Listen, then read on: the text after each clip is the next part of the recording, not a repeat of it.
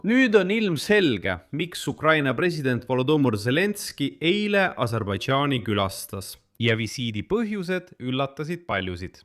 Ukraina ja Aserbaidžaan sõlmisid uue sõjalise kokkuleppe ning Aserbaidžaanist võib saada läbirääkimiste koht Ukraina ja Venemaa vahel sõja lõpetamiseks. Sellest räägitakse nii Kiievis kui ka Moskvas. President Ilham Alijev teatas aga, et Ukraina ja Aserbaidžaan hakkavad nüüd ühiselt relvi tootma. Lisaks teatas Alijev valjuhäälselt, et ta toetab Ukraina suveräänsust ja territoriaalset terviklikkust, tehes sellega justkui Kremlile ninanipsu.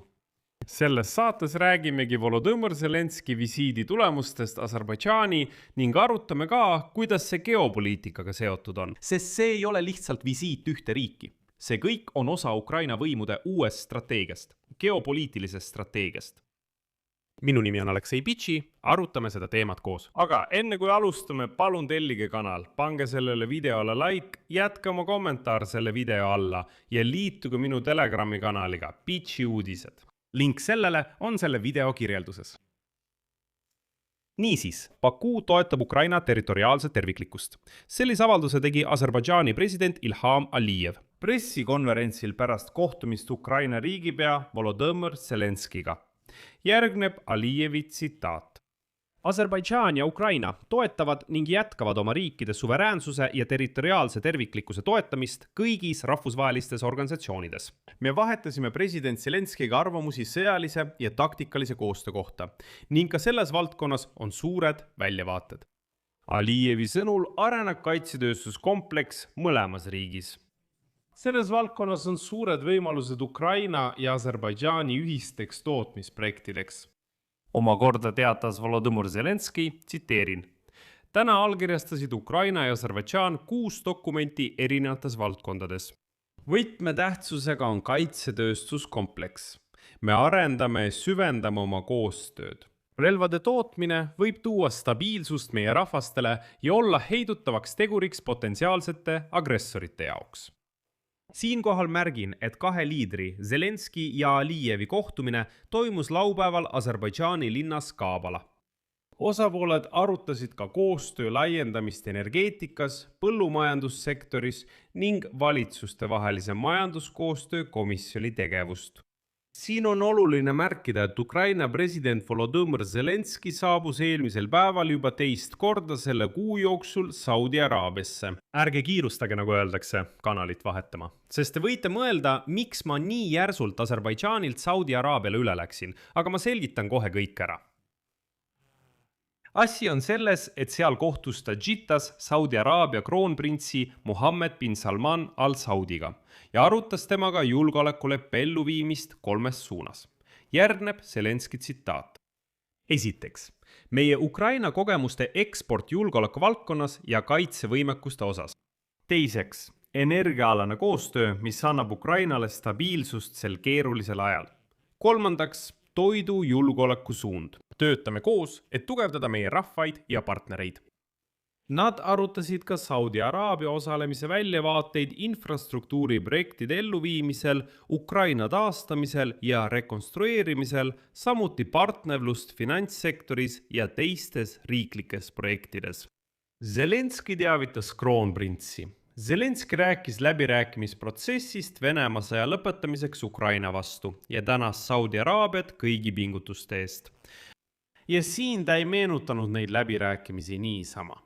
Ja nüüd, kui Vladimir Zelenski viibib juba Aserbaidžaanis, teatas ta sisuliselt, et Ukraina muudab täielikult oma poliitikat, loobudes täielikult, ütleme nii, Ameerika Ühendriikide teenustest. Zelenski teatas. Zelenski ütles, et viimastel kuudel töötab Ukraina aktiivselt 3 suunas. Lähis-Ida ja Pärsia lahe piirkond, Euroopa Liit ja nüüd siis konkreetselt Aserbaidžaan. Ja siin on huvitav moment. Sai teatavaks, et Kiiev on valmis pidama järgmise 3-poolsete rahuläbirääkimiste vooru just Aserbaidžaanis, kui ka Venemaa Föderatsioon valib diplomaatia. Ja edasi veel üks tsitaat Zelenskilt. Ukraina jaoks on väga oluline, et Venemaa leiaks endas jõudu selle ebaõiglase sõja lõpetamiseks. loomulikult hindame kõrgelt oma partnerite rolli vahendajatena selles protsessis. Oleme valmis kolmepoolseteks läbirääkimisteks. Meil on olnud sellised läbirääkimised Türgis, meil on olnud sellised läbirääkimised oma Ameerika partneritega Šveitsis. Ning vihjatakse, et nüüd võivad need toimuda Aserbaidžaanis. Ja täna saab teatavaks, et Venemaa võib nõustuda läbirääkimistega USA ja Ukrainaga, just Aserbaidžaanis. Sellest teatas Föderatsiooni nõukogu rahvusvaheliste asjade komitee esimene aseesimees Vladimir Tšaparov ja edasi tsiteerin teda. Täitsa normaalne koht. Meil on praegu head suhted Aserbaidžaaniga. Kui Aserbaidžaan on valmis tagama kõigi läbirääkimiste osalejate turvalisuse, siis ma arvan, et meie läbirääkimisrühma liikmed võivad rahulikult Aserbaidžaani sõita. Noh, kuigi venelased hakkasid siin ka vassima. Noh, need poleks venelased, kui nad seda ei teeks. See on Tšaparov. Tšaparov nimetas Ukraina presidendi sõnu, et Kiiev on valmis kolmepoolseteks läbirääkimisteks. Aserbaidžaanis, tsiteerin, järjekordseks Zelenski sammuks ja valeks. Samuti rääkis ta, et väidetavalt ei ole Zelenski tegelikult mingiteks läbirääkimisteks valmis. See kõlab naljakalt, kui Zelenski igal pool ütleb, kuulake pesemata venelased, me oleme valmis läbirääkimisteks. Mina, ütleb Zelenski, olen valmis isiklikult läbirääkimisteks Vladimir Putiniga. Kus on teie kiilakas diktaator? Miks ta peidab end? Kui kaua võib end peita? Tule juba punkrist välja ja istu maha, läbirääkimiste laua taha. Miks sa argpüks peidad end? Ja Zelenski räägib sellest igal pool. Tule juba välja, tule räägime. Aga venelased ütlevad, et Zelenski ei ole valmis läbirääkimisteks. Vladimir Putin on valmis. Tõsi, tal on natuke hirm punkrist välja tulla, aga muidu on ta valmis.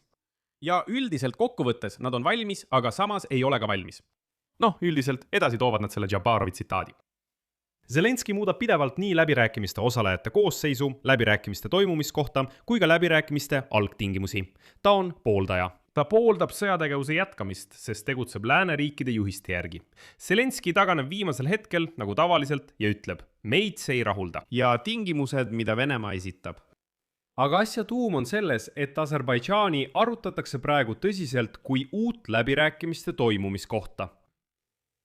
Ja see tähendab, et Ameerika Ühendriikide roll läbirääkimistel võib veidi muutuda. Noh, ja seda ei saa enam eitada. Ukraina otsib ebastabiilsuse taustal alternatiivseid tugipunkte. Donald Trumpa. Siia panen 3 punkti. Kirjutage oma arvamus ja järeldused selle video kommentaaridesse. Tellige kanal, vajutage kellukesele ja ärge unustage vajutada nuppu meeldib. Kui soovite toetada selle YouTube'i kanali tööd, saate seda teha mis tahes annetuse või tasulise sponsortellimuse kaudu, kasutades selle video kirjelduses olevaid linke ja andmeid. Seal ongi kirjas, toeta kanalit Aleksei Petši. Valige endale sobivaim viis. Olen tänulik igasuguse teie toetuse eest. Sellega on kõik. Hoolitsege enda eest. Nägemist kõigile.